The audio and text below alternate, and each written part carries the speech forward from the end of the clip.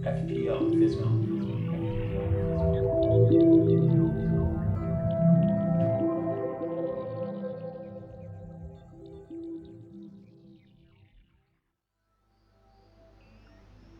How's it going? Welcome to FPL Fizmo, the Fantasy Premier League team where we can only buy players with less than 15% ownership. If a player rises above that threshold, we can keep them, but if they're transferred out, they can't return until they drop below 15% again. Here's the score from game week 4. Apart from Zinchenko, it was blanks all across the board in goalkeeping and defence, and an injury blow for Laporte. The underperforming midfield got its act together at last, with attacking returns for all four. Star player Richarlison with an impressive 2 goals and a maximum 3 bonus points, giving a total of 15. Sigurdsson just got an assist, while Captain Mane scored 1 and kept a clean sheet but no bonus. His 8 points are doubled to 16. Tielemans got a goal, an assist and 2 bonus points for a total of 12. Up front, Firmino impressed again and got a goal and an assist with 3 bonus points for 12. Pukki blanked for the first time this season. The player he replaced, Vardy, got 2 goals, an assist and maximum bonus, but we can't get too upset about that. Overall, the team scored 72 points with a game week rank of about 880k, which means a big green arrow and a climb of about 1 million places to an overall rank of under 3.3 million. In game week 4, I said if I was to wildcard, I wanted to do so early, to take advantage of a full fortnight of price changes during the international break. After the first set of games of game week 4, on Saturday I decided to take the plunge. So here we are on the transfer page on Saturday night. Yet to play were Everton, Wolves, Arsenal and Spurs. There's 0.4 million in the bank. Firmino is safe after 12 point haul, but looking across the back line we have big problems. Adam Smith's Bournemouth look like conceding in every game and he's had an injury. Chelsea just aren't keeping clean sheets and Azpilicueta isn't justifying his 6 million price tag. Gomez isn't getting games at Liverpool. 6.5 million Laporte missed out on Man City's clean sheet as he came off early with perhaps a serious injury. At least Zinchenko is still playing. If we can save some money in defence, Wickham, who isn't getting game time, can be replaced with a mid-price forward. Burnley have a decent run coming up, so Peters could be good value.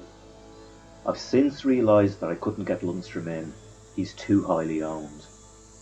Matip appears to be first choice to partner Van Dijk in Liverpool's central defence, and he's the same price as Gomez. I think I'll go for another Burnley defender to replace Laporte. Tarkowski has guaranteed starts. All that money saved leaves us with 8.1 million for a forward. Tammy Abraham at Chelsea has just scored a brace and is due to rise in price. He seems to be central to Lampard's plans this season. But that midfield is very suspect.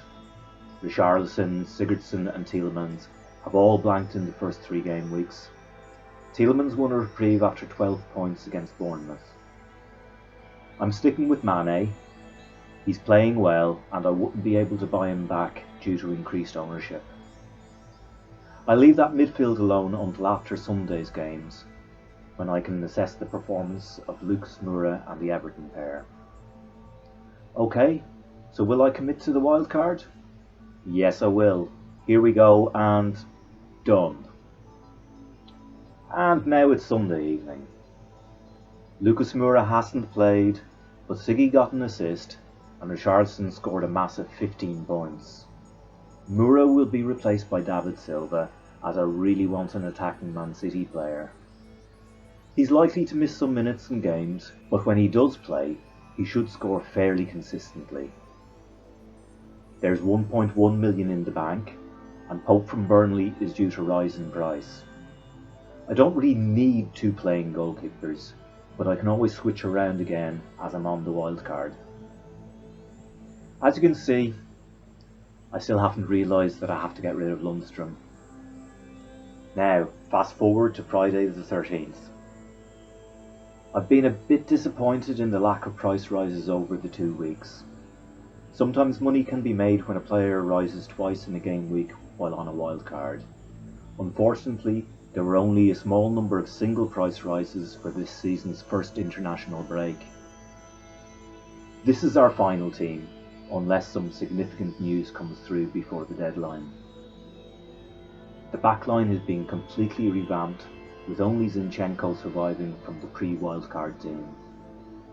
Otamendi replaces Lundstrom, who wasn't eligible under my ownership restriction. The introduction of Abraham means I'm now playing 3-4-3, and the midfielder to give way is Tielemans, despite his 12-pointer. Everton's better fixtures mean that Siggy and Richarlison keep their places. I think Sigurdsson has been fairly unlucky so far this season, and Richarlison has definitely sharpened up. Our new bench midfielder is McGinn from Aston Villa. Overall, I'm happy enough to have wildcarded. The defence had got into an awful state, which would have required multiple hits to fix. I had hoped to improve the team value a bit more over 2 weeks, but that isn't such a priority.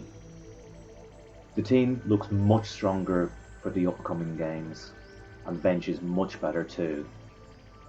I shouldn't need to make any transfers next week, so in the following week I could use the 2 free transfers to move some value from the bench into the first 11. As always, if you've enjoyed this video, please like and subscribe, and if you have any suggestions, please leave them in the comment section. Good luck with your team, and have a successful game week 5. All the best!